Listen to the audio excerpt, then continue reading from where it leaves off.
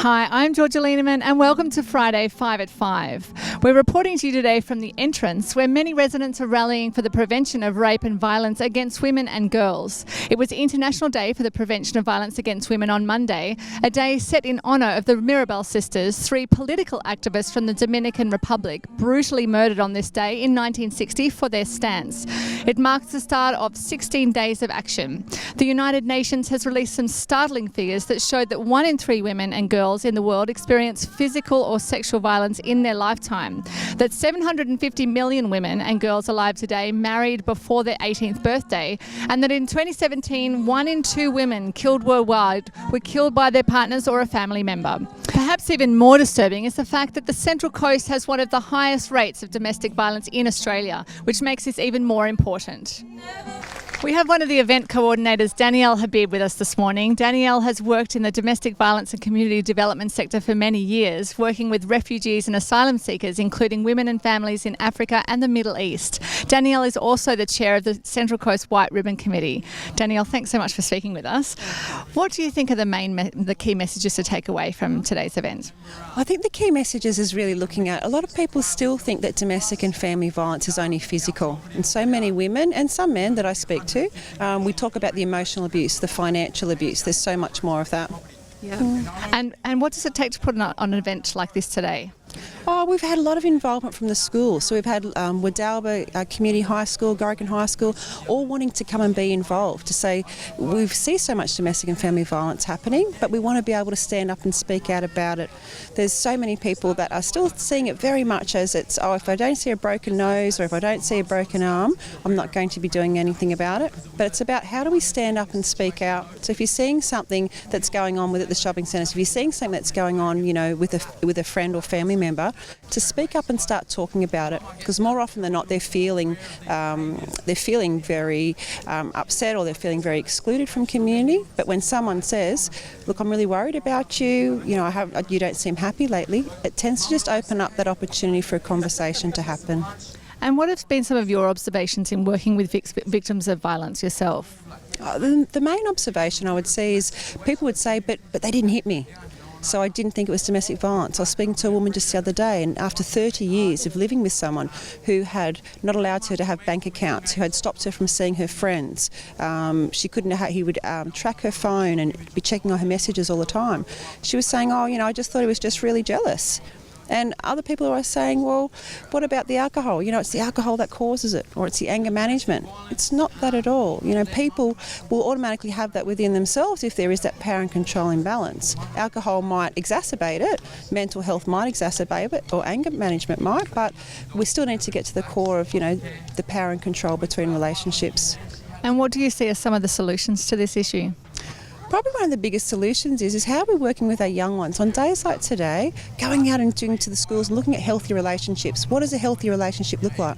Because not all of the children and young people that we have here today, a third of them are growing up in violent households. So they're seeing that, so that's modelling that behaviour. So when you're taught this is how a relationship is, you either go into that relationship as a victim or you go into it as a perpetrator. So particularly on the Central Coast, because we are number 1 now in Australia for domestic and family violence with police, we're seeing a lot more of that recidivism, domestic violence, that ongoing, so the parents have it than the children, and so on. Thanks so much for speaking to us today. Really appreciate it. Thank you very much. So far this year, in less than 11 months, there's been 822 reported domestic violence assaults here in Tuggerah Lakes. 822 assaults in 11 months. That's almost 2.5 domestic violence assaults here every day. Major roadworks across the Central Coast are expected to be completed by 2025 thanks to a $70 million package fully funded by the federal government.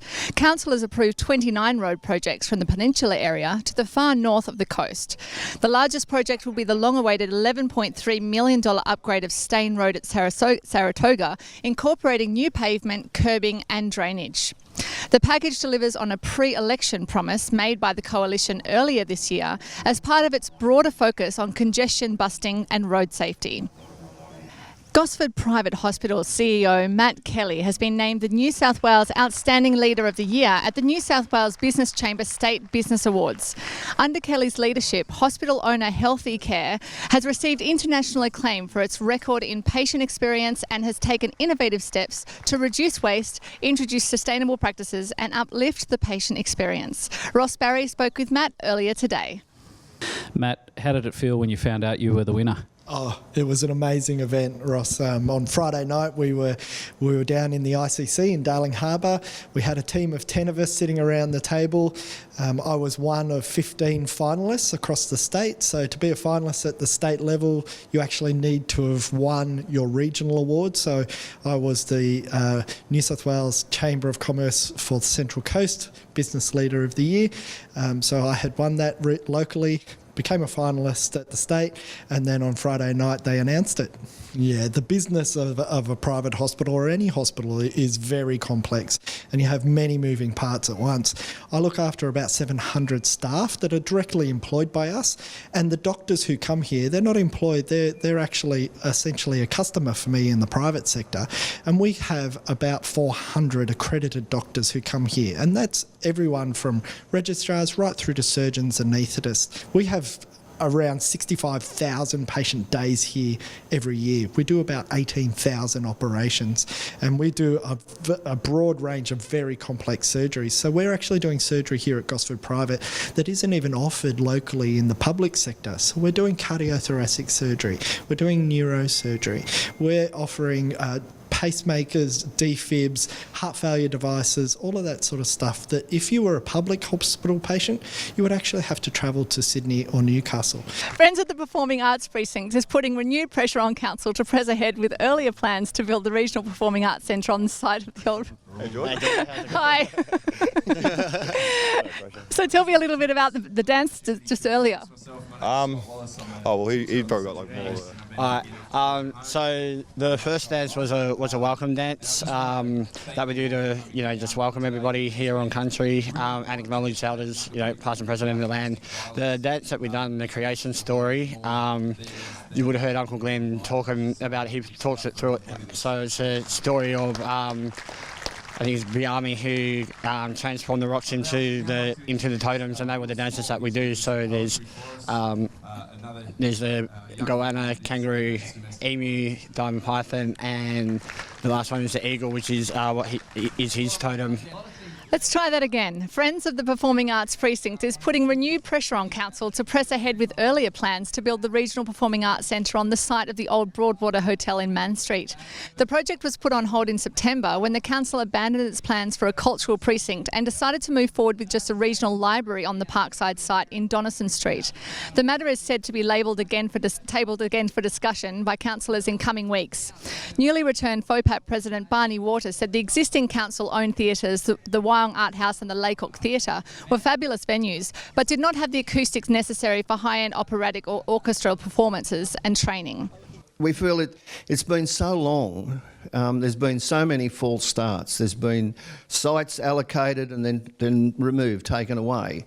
There's been sites proposed and then they're found that they are unsuitable for various reasons or technicalities, legal. I mean, it's just gone on and on. We all know, I think everyone's aware that the primary school site was always earmarked and was spoken of as being an ideal site. And then, as we all know, it was taken away and now it's been developed by the state government with the tax office. So they're gone. But we have the Broadwater site. It's owned by council. It's certainly big enough. It's in a good position, close proximity to the Conservatorium of Music. And we just feel it's now time for council to make that move and let's get on with it. The Central Coast Mariners enjoyed their first home win of the season after a 1-0 win over Western United on Sunday. The winning goal by defender Giancarlo Galafuco was also the Mariners' 500th goal since joining the A-League. The win sees the Mariners move into the 6th place on their A-League ladder as they prepare to take on Brisbane Roar in Brisbane this weekend. It was also the first time the Mariners have kept an opposing team scoreless in 38 matches, and while there were many strong performances across the team, the standout was, without a doubt, goalkeeper Mark Birighitti. Coney's ball, Barisha, great save. Might have a go here. It's a good try, and there's going to be Diamante. Oh, and Birighitti kept it out somehow, at least for the time being, and then drops gratefully on the ball. Here's Tommy Aldo slinging it into the box, and De Silva attacking it, and then Galafoco deflected. It's in by the goalkeeper and off the post, and Giancarlo Galafoco. And we close this week with an amazing story of Clean for Shores facilitator Graham Johnson. Last weekend, Johnson and a team of students from Brisbane Water Secondary College's Woy Woy campus removed 320 kilograms of rubbish from the mangroves near Woy Woy railway station. Johnson established Clean for Shore 9 years ago, and 3 days a week takes a crew out to his barge to clean up our waterways of anything from packaging and soft plastics to tins, oyster racks, car tyres and discarded kayaks and boats.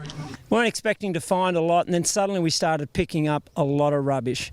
We finished up with about 18 full bags, but we finished up with a lot of oyster product, a lot of oyster trays, a lot of things that have been just dumped into that waterway. And our whole week hasn't changed. We've had another 3 schools in 5 days, and we're finding the same type of thing. So we pulled out about 1.5 tons of rubbish in 5 days, and I'm totalling about 80 of these full bags have come out, plus a lot of other product. Must be a good learning experience for the kids. What are they saying to you? Look, it's a challenge. It's not an easy task. You're going to walk through mud, you're going to walk through mangroves, you're going to do it pretty hard. The young kids, the students from Greenpoint Christian today, this was their first time out, and hey, they'll sleep tonight, but it's an adventure and it's a learning curve that you can say, hey, I went to that spot, I was in those mangroves, I moved all that plastic out of it, and it's a better place for my effort. So a lot of self-satisfaction, self-achievement for the team that are doing it, a lot of team building, pulling difficult items back in the boat. Overall, a great day out. Well, that's all for this week. We hope you like our first New Look community news that hit the streets this morning. That paper will now be available weekly from Friday mornings. Thanks for joining us, and we'll see you next week for Friday's 5 at 5.